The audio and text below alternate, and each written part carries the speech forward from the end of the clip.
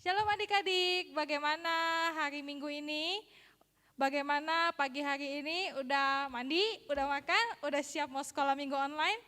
Mari sebelumnya ketika kita udah siapkan pakaian kita, siapkan baju kita mau sekolah minggu online, saat ini kita juga mau siapkan hati kita untuk memuji Tuhan, untuk mendengarkan cerita dan nanti akan ketemu sama teman-teman semua di sekolah minggu online via Zoom atau via Google Meet.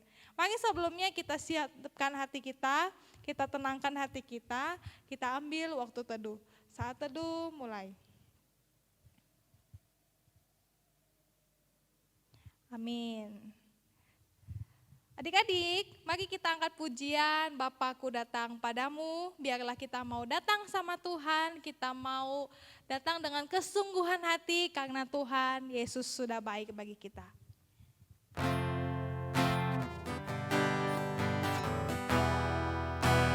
Mari kita nyanyikan pujian ini dengan sungguh hati. Bapakku datang padamu.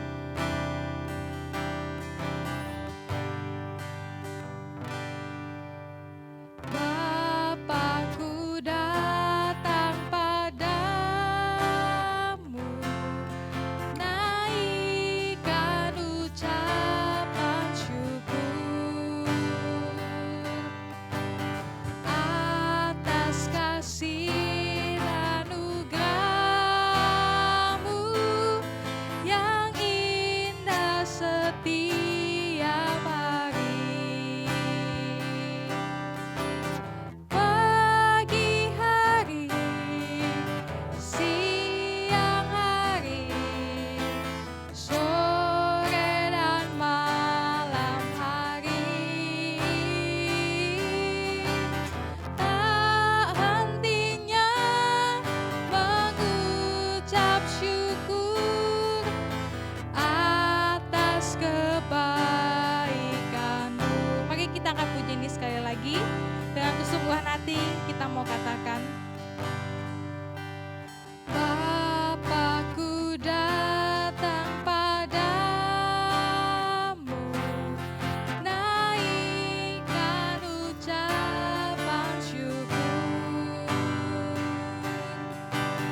atas kasih anugerah-Mu yang indah setiap hari. Pagi hari, siang hari, sore dan malam hari, tak hentinya mengucap syukur atas kebaikan-Mu. Tak hentinya mengucap syukur. Tak hentinya mengucap syukur atas kebaikan-Mu. Mari kita berdoa. Bapa di surga, kami selalu mengucap syukur karena kami punya Allah yang baik, yang selalu memberikan kami nafas kehidupan, yang selalu memberikan kami makanan melalui orang tua kami, yang selalu memberikan kami sukacita ketika kami bersedih. Kami bersyukur ya Tuhan. Sekarang kami akan sekolah minggu, memuji Tuhan, mendengarkan cerita, Tuhan tolong kami. Di dalam nama Tuhan Yesus Kristus kami berdoa. Amin. Oke adik-adik, kita udah memuji Tuhan tadi, sekarang bangkit berdiri semuanya. Meskipun di rumah kita harus bangkit berdiri ya. Kita mau angkat pujian Whose side are you leaning on? Ya. Tahu gak sih artinya lean itu apa? Hah? Iya, lean itu artinya bersandar. Ya. Whose side are you leaning on? Artinya kepada siapa kita bersandar. Kalau kita biasa duduk di kursi kan suka sandaran gitu ya, enak kalau bersandar. Rasanya kalau bersandar, wah itu nyenyak. Bahkan kalau udah bersandar adik-adik bisa ketiduran gitu ya. Jadi kalau udah bersandar berarti itu enak. Nah sekarang kalau kita di dalam hidup ini harus bersandar sama siapa yang bikin kita enak gitu, yang bikin kita nyaman. Kalau bersandar sama orang lain mungkin bisa bersandar sebentar, tapi mungkin orang lain nanti yang kita sandarin capek. Nah, tapi kalau kita bersandar sama Tuhan, kita akan selalu bisa bersandar karena Tuhan gak pernah capek. Ya, kita angkat pujian ini sambil bangkit berdiri ya. Whose side are you leaning on? Ambil tepuk tangan juga ya.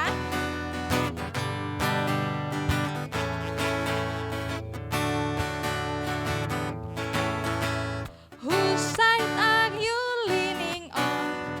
Leaning on the Lord's side. Whose side are you leaning on? Leaning on the Lord's side. I lean, I lean, I lean, I lean, I lean. Lean, lean on the Lord's side. I lean, I lean, I lean, I lean. Lean, lean on the Lord's side. Sekali lagi. Whose side are you leaning on? Whose side are you leaning on? Lean, lean on the Lord's side. Whose side are you leaning on? Lean, lean on the Lord's side. I lean, I lean, I lean, I lean, I lean. Lean, lean on the Lord's side. I lean, I lean, I lean, I lean. Lean, lean on the Lord's side. I lean, I lean, I lean, I lean, I lean. Lean, lean on the Lord's side. I lean, I lean, I lean, I lean. Lean, lean on the Lord's side. Iya, jadi adik-adik kita harus selalu bersandar kepada Tuhan Yesus yang memberikan kita kekuatan, yang memberikan kita sukacita, yang memberikan kita damai di dalam hati. Nah, sebelumnya kita mau mendengarkan firman Tuhan, kita mau nyanyi pujian Jalan Serta Yesus. Kenapa harus jalan beserta Yesus? Karena kalau tanpa Yesus kita tidak bisa apa-apa. Karena itu kita harus berjalan. Gimana caranya berjalan sama Yesus? Gimana ayo? Caranya berjalan sama Yesus adalah membaca firman Tuhan setiap hari dan membiarkan kita dipimpin oleh Tuhan. Ayo kita siapkan hati kita nyanyi pujian Jalan Serta Yesus.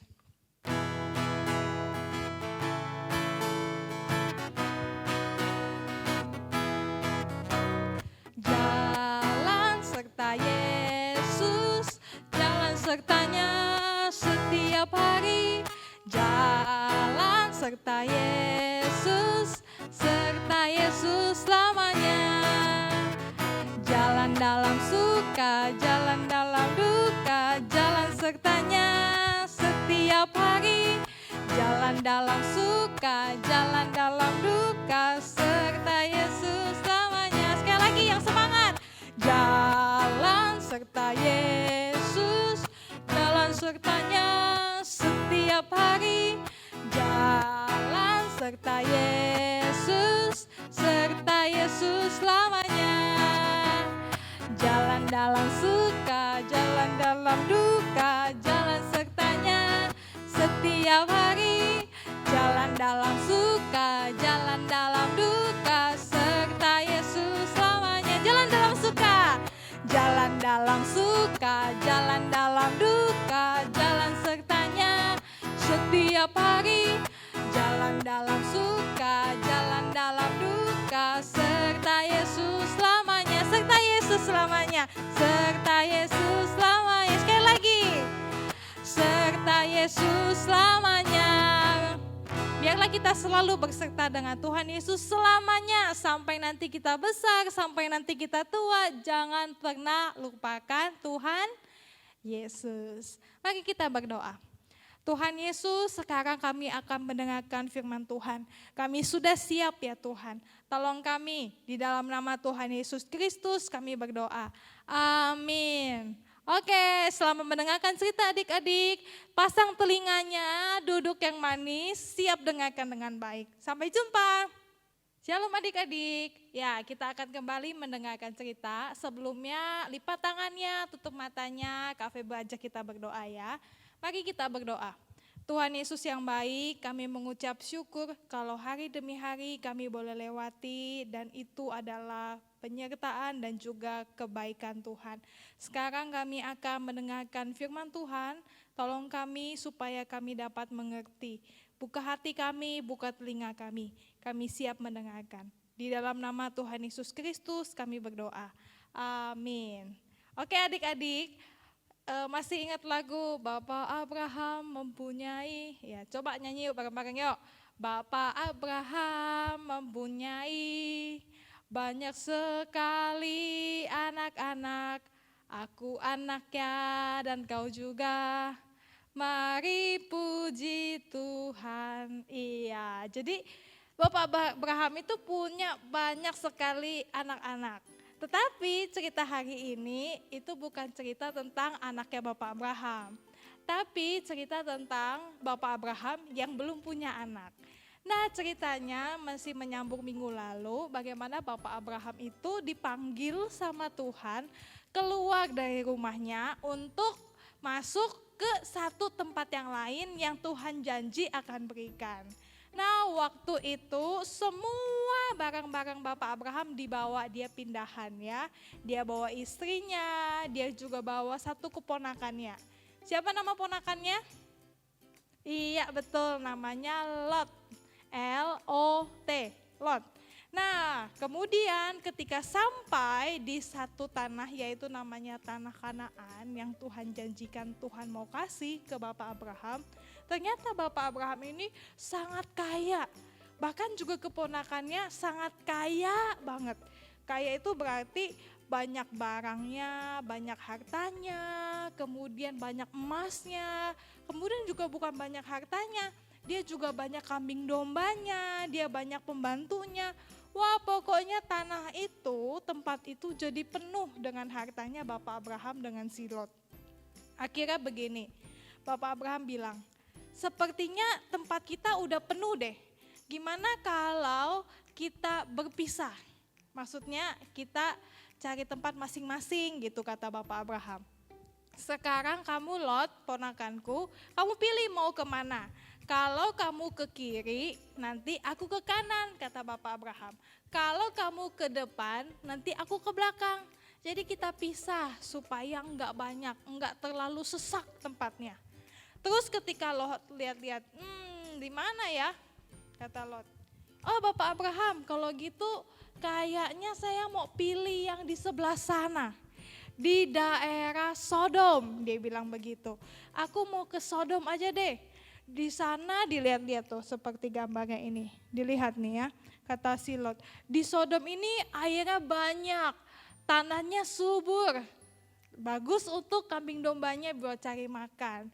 Kemudian kayaknya oke deh saya di sana. Kemudian Bapak Abraham, oke kalau kamu ke Sodom berarti aku akan tinggal di tanah Kanaan. Dia bilang begitu. Jadi singkat cerita, Lot akhirnya beres-beresin semua barang-barangnya. Dia siap-siapin dan dia bilang, oke paman, dadah, saya mau pergi ke Sodom dulu ya. Dia bilang gitu, kita berpisah ya, kata si Lot. Kemudian Abraham bilang, oke, hati-hati di sana. Nah kemudian beberapa waktu lamanya ketika Lot ada di Sodom. Ternyata di Sodom ini ada 4 raja yang memerintah. Dan raja ini tidak terlalu suka dengan si Lot. Akhirnya raja ini memutuskan, 4 raja ini memutuskan untuk berperang melawan si Lot. Wah Abraham kaget dengar berita ini adik-adik. Kemudian Abraham bilang, aduh gimana ini ponakan saya. Masa ponakan saya mau dibunuh, mau diperangin sama 4 raja itu. Masa 4 lawan 1? Kira-kira kalau 4 lawan 1 menang yang mana? Menang 4 dong ya. Kalau gitu saya mau bantu deh, kata Bapak Abraham. Saya mau tolong ponakan saya. Berarti 4 lawan 2. Kira-kira kalau 4 lawan 2 menang yang mana? Masih menang 4 kan? Iyalah, 4 lawan 2. Apalagi yang 4 ini rajanya gede-gede, rakyatnya banyak, pasukannya banyak. Si Abraham sama si Lot kalau ditambahin, wah pasukannya juga masih sedikit. Tapi Bapak Abraham yakin, percaya sama penyertaan Tuhan. Meskipun mereka 4, saya cuma 1, sama si Lot cuma 2, tapi saya punya Tuhan yang besar, kata Bapak Abraham. Akhirnya Bapak Abraham siap-siapin semua orangnya, dia perlengkapin pakai alat-alat perang, kemudian dia pergi kepada Lot, dia bantuin Lot. Dan ternyata adik-adik singkat cerita, ternyata 4 lawan 2, yang menang 2, yang 4 kalah semuanya. Semuanya mati berserakan karena Abraham. Nih di sini kita lihat bagaimana Tuhan memakai Abraham untuk menolong Lot. Bagaimana juga ketika Abraham berperang melawan raja-raja Sodom, meskipun mereka banyak, meskipun mereka kuat, tapi percaya ada Tuhan, ada Allah yang lebih kuat daripada semuanya, yaitu Allah kita. Jadi jangan takut ya. Nah kemudian seiring berjalannya waktu juga ketika si Lot itu tinggal di kota Sodom berhari-hari, berbulan-bulan, bertahun-tahun, sudah agak lama gitu adik-adik ya. Satu kali Tuhan bilang sama Abraham, Abraham, ternyata di kota Sodom dan Gomora ini orangnya jahat-jahat semuanya. Aku mau binasain kota Sodom dan Gomora pakai api dan belerang yang turun dari langit. Aku mau musnahkan, aku mau bunuh semua orang-orang di Sodom dan Gomora. Kenapa? Karena orang-orang ini sangat jahat dan sangat berdosa. Kemudian tiba-tiba Abraham ingat, loh kan di Sodom itu ada ponakan aku. Siapa namanya tadi? Lot. Gimana ini ya? Kemudian dia bilang sama Tuhan, Tuhan boleh enggak kalau ada di Sodom 50 orang aja yang baik. Tuhan jangan hukum Sodom ya. Kata Abraham, dia doa gitu sama Tuhan. Kemudian Tuhan bilang, oke, kalau ada 50 orang saja yang tidak berdosa, yang baik, aku tidak akan hukum Sodom. Kemudian dia hitung-hitung, ada nggak ya? Ada nggak ya? Aduh, Lot, istrinya, 2 anaknya, aduh gimana ya? Dia bilang lagi, Tuhan, kalau 45 boleh nggak? Kemudian Tuhan bilang, boleh. Kalau 45 orang ada kutemukan di sana dan tidak berdosa, tidak jahat, aku tidak jadi hukum Sodom dan Gomora. Kemudian hitung-hitung lagi, kalau 40 boleh nggak Tuhan? Tuhan bilang boleh 40. Kemudian Abraham bingung lagi, 40 masih banyak. 30 deh Tuhan, boleh nggak ya Tuhan 30 yang baik deh 30. Kata Tuhan boleh. Kemudian Abraham bilang lagi, sorry ya Tuhan, saya tawar lagi. 20 boleh enggak? Tuhan bilang boleh kalau ada 20. Terus dia bilang, tuh tapi kayaknya enggak ada 20 nih. Lot, istrinya, 2 anaknya, udah cuma 4. 10 deh Tuhan, 10, 4 sama tambah 6 gitu. Boleh enggak Tuhan? Boleh, kalau ada 10. Tapi ternyata adik-adik tidak ada satu orang pun baik di kota Sodom dan Gomora. Dan akhirnya Tuhan tetap memutuskan menghukum Sodom dan Gomora. Tapi Tuhan menyelamatkan keluarganya si Lot. Satu kali Tuhan mengutus siapa malaikatnya gitu ya untuk mendatangi si Lot. Dia utus supaya si Lot tidak dihukum. Dia bilang ketika malaikat datang ke rumahnya Lot, dia bilang, Lot, kamu harus cepat pergi dari rumahmu. Nanti besok sebelum matahari terbenam, begitu katanya, Tuhan akan menghukum Sodom dan Gomora dengan belerang dan juga bara yang turun dari langit, api yang turun dari langit gitu. Yang akan membinasakan seluruh kota Sodom dan Gomora. Kamu harus lari pagi-pagi sekali, lari ke tempat yang tinggi, lari ke tempat yang jauh, kata malaikat itu. Dan ingat, tidak boleh menoleh ke belakang gitu. Kemudian pagi-pagi sekali Lot bersama dengan istrinya dan juga 2 anaknya, dia lari cepat-cepat ke atas bukit yang agak jauh dari Sodom dan Gomora. Ketika dia sampai di atas bukit, ternyata dilihat dari atas bukit itu benar. Seluruh kota Sodom dan Gomora itu ditimpahi oleh api yang menyala-nyala dari langit. Tapi ternyata ketika dia lihat istrinya, loh kok gak ada istrinya? Loh kok cuma 2 anaknya? Mana istrinya? ternyata istri Lot itu menoleh ke belakang ketika dia lari dan istrinya jadi apa? Tiang garam, ya. Wah, inilah bagaimana kehidupan keluarga Lot. Bagaimana Tuhan menyertai Lot daripada Abraham.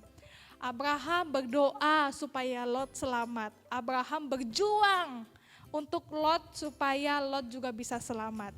Nah, adik-adik, Tuhan bisa pakai siapapun untuk menyelamatkan kita.